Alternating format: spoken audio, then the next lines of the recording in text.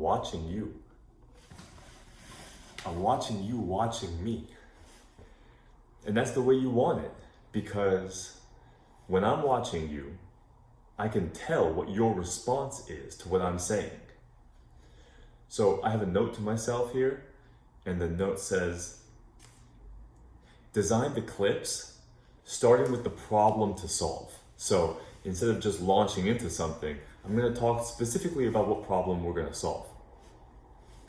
Is the problem of feeling like we're in different worlds from the people that we're talking to. That seems like a pretty big problem, doesn't it? And it's a broad one, but we're going to make it specific. So, is it right to buy jewelry, or is it wrong to buy jewelry? That is an example. That's an example of a question that comes up often, because two people in a marriage or a relationship may have two different ideas about the answer to that question, and it and questions like it can become an incredibly divisive and depressing and alienating topic or disagreement that gets shoved aside. There are so many things that we stop talking about because we just decided there's no way we're going to come to see eye to eye on this issue. Well, what's the solution? The solution is to let go of your commitments in exchange for the commitments of someone you love. Can you actually go from thinking that it's wrong to buy jewelry into someone who thinks it's right to buy jewelry just because the person that you're in love with thinks it's right to buy jewelry? Yes, you can, and you should, actually. We're talking about psychological flexibility. And we're talking about the vital signs of a relationship or a conversation. Flexibility should be shared between the people in a relationship or the people in a conversation. And if one person is being all flexible and one person is being all rigid, that's not going to work. And there has to be some kind of a balance between who is giving and who is taking. See, to be flexible is to give that to your friend or spouse, right? You're being flexible because you're letting them have their way. And to be rigid is to take. To be rigid is to say, I'm not going to change, you change.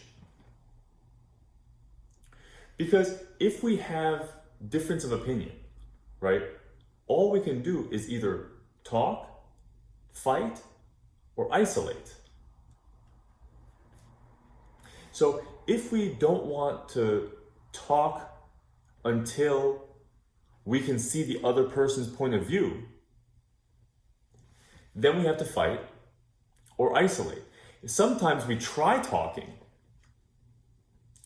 and then we don't know how to have that conversation. And so we fight. In the middle of trying to talk, we get triggered. So this is a very real issue, and I suspect that the people watching have some familiarity with this from personal experience. So the question can be something like, how to actually change your mind? Well, listen. The happiness of the person who you love, their perspective on things, how they feel about something, that itself is enough. That itself is the validation for the idea. Because my wife believes it's the right thing to do to throw parties, I may have every philosophical commitment against it. I might say every day should be a party. Every day should be Valentine's Day. Okay? I could have every financial commitment. We need to invest this money. We need to save this money. We need to be careful in case Corona or some other pandemic happens. But if my wife, who I love, wants to do this, thinks it's the right thing to do, and I think it's the wrong thing to do, I can actually transform my own opinion. I can be flexible. I can actually change myself. It doesn't have to be, well, they're going to do whatever they're going to do. They're crazy. They're wrong. And I'm just going to tolerate it. It doesn't have to be that way. You can actually embrace. You can actually embrace and welcome someone else's reality into your reality. Because the alternative is for your realities to collide. If your reality and their reality will not bend, then of course it's a collision. But if you open your reality, if you open space, if you hold room for a different opinion, the opinion of the person you love no less, that opinion can actually expand into a new reality for you. And I'll tell you, my experience of letting go of my own philosophical and financially conservative commitments to buying jewelry or spending money on parties or vacations has released things inside of my heart that I never would have expected were connected to those prior commitments that I had that I didn't even recognize. But I wasn't living nearly as free as I am now, having let go of the commitments. Because those commitments are traps, actually.